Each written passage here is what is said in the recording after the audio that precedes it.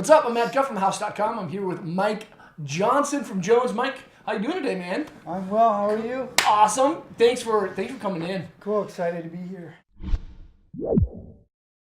So Mike has been repping for a really long time for a lot of different brands, and he's really honed his craft here with Jones. I'm really glad to have you in, kind of walk us through some stuff.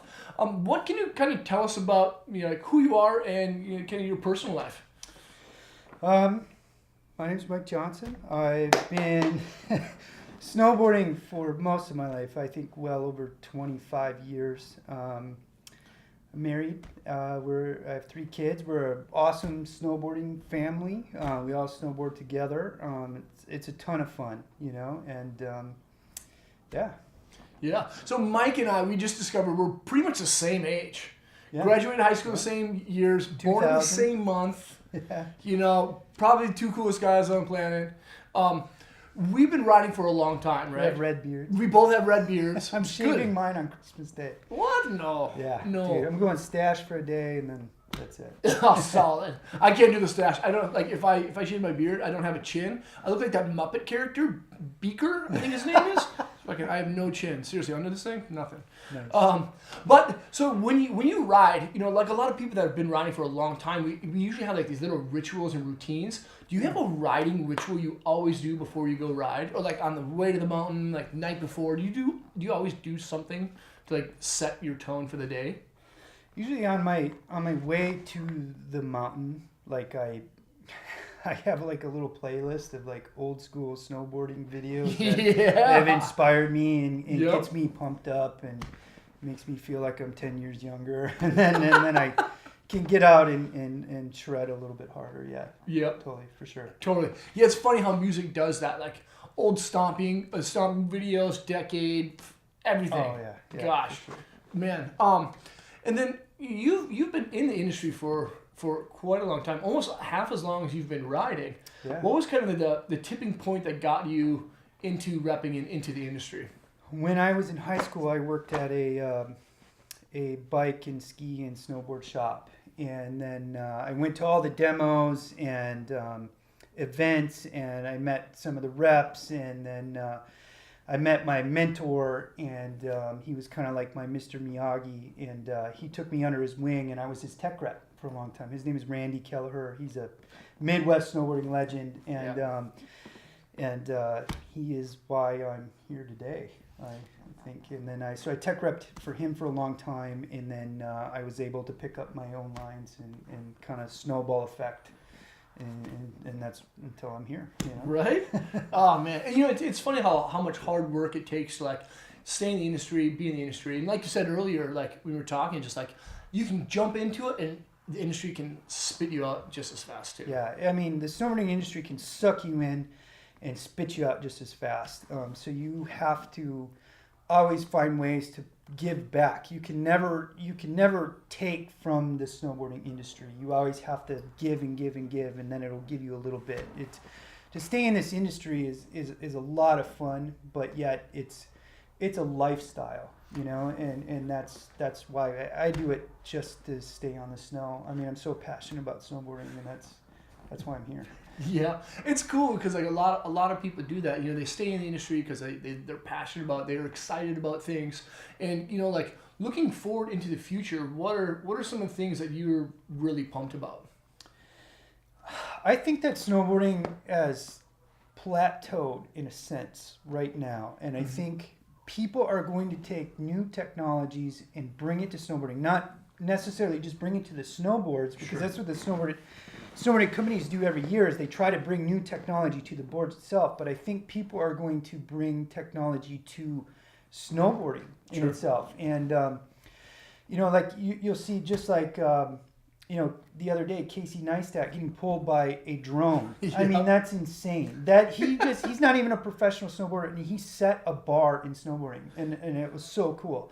So I think you're going to see cool stuff like that in the future, and it will inspire the younger generation to snowboard again. I think it almost skipped a generation, and like it hit us Gen X's or the beginning of the millennials, and then the millennials kind of grew up more skiing, and then now I think this younger generation is going to pick up snowboarding again. Yep. It's going to be cool again. Yeah, man, it's kind of wild to think about how that kind of stuff, technology is going to jump into snowboarding a little bit more. You know, augmented reality goggles and stuff like that. Like the drone thing. Like, imagine having your own personal drone To like bring take to you the top. uphill.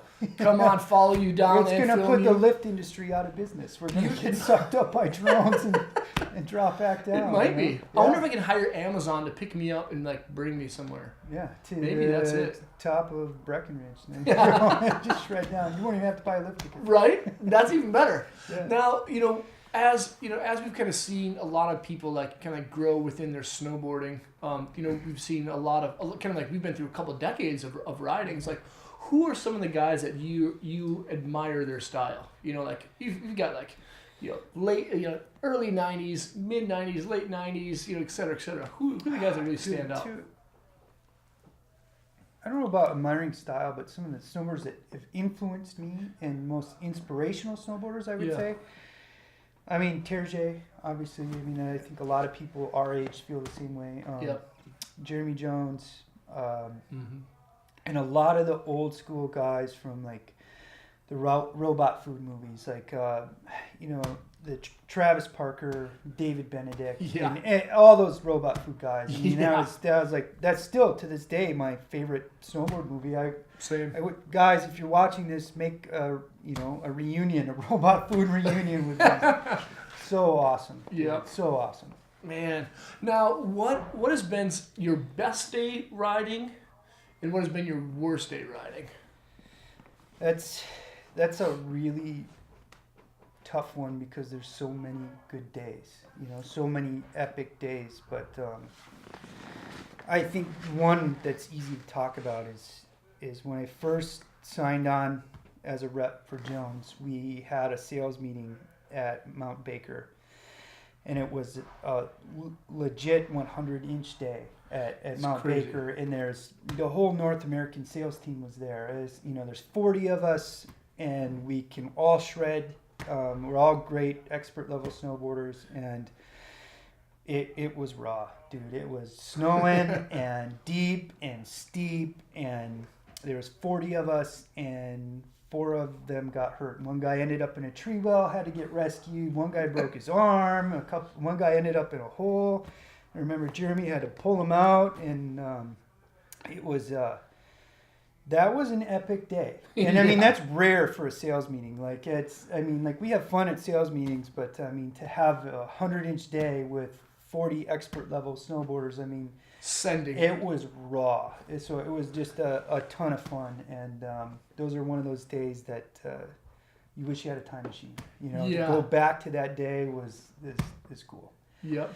One of the worst days, I was in Colorado, and we were in the backcountry on snowmobiles, and the weather came in, and I got stuck with my buddy, and we started arguing, and we got scared, and things kind of went bad really quick, and we got out of there. I haven't seen him since, but we're friends on Facebook.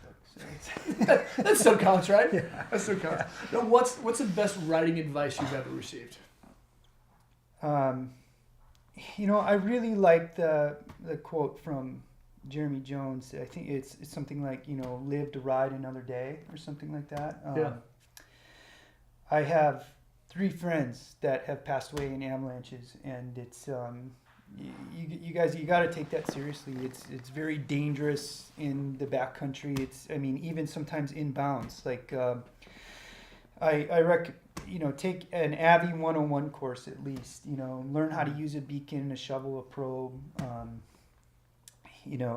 That's very important, and really take safety very seriously.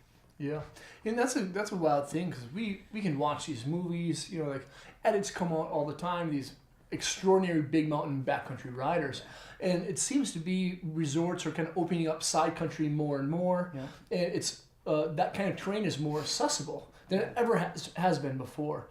And, I think a lot of young riders kind of get this notion that because they can already kind of shred, they can probably already jump in the backcountry without any formal training, and I think that's where a lot of people really kind of mess up sometimes. Well, I think it's they see it on the videos and it's trending. It's the cool thing in snowboarding right now, and it is a lot of fun. Oh yeah. But people just really need to accept the risk and understand how the hazards and the dangers of being back there, and really just have a plan and know what you're doing before you go back. Get guides or go as close to out of bounds as you can before you really go out of bounds. And if you go out of bounds, do it with some guides or somebody who really knows what they're doing. Yeah. And speaking of like going out of bounds and boundaries and things, what was something that was kind of holding you back from being the rep that you are right now? And what did you do to overcome that obstacle to become the Mike Johnson that's sitting here right now? I think just like snowboarding, I did a lot of snowboarding. I've snowboarded a lot, and I think I would spend a lot of time out west, and I would do the season here in the Midwest. I live in Wisconsin, and I think I would go to Mammoth after the season ended in here. So from like March till June, I was in Mammoth, and then I became I met so many people, and I snowboarded a lot and got really good at snowboarding. I got better in those 3 months than I did in 5 years of snowboarding here in the Midwest. Yeah. And I think that's really what held me back is staying here on my riding and in the industry. I mean, the industry is so small. I mean, it's really this big, and then here in the Midwest, it's even that much smaller. And so I think me staying in Wisconsin was what held me back. Sure. But, we still have a lot of fun snowboarding here. I mean, absolutely. You guys ride? Where do you guys ride again? Mostly Tyro? I live down by Wisconsin Dells. Sure. It's about 3 hours from here. We're in Minneapolis, but it's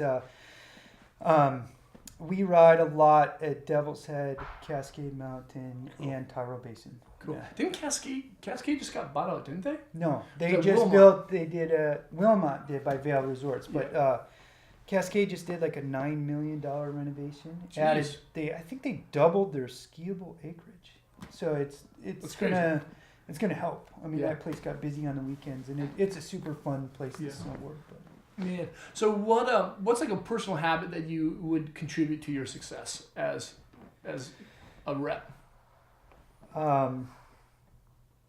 Take action, and like I said before, like the snowboarding industry can suck you in and spit you out just as fast. So you constantly have to reach out to people and provide some sort of value, and you have to give back to the snowboard industry. I mean, to even take just this much. I mean, it's more of a lifestyle than it is a job. Yep. Killer. Now, what parting advice would you have for everyone out there? Guys, get out and snowboard. Have fun. I think I heard a famous quote. I think maybe Terje said it, or maybe Craig Kelly said, the best snowboarder in the world is the one who has the most fun, and that's really what it is snowboarding is supposed to be fun, and it's about the adventure. Whether you're skiing at your home mountain, or snowboarding at your home mountain, or you're shredding gnar at Mount Baker. I mean, it's just go out and have a lot of fun.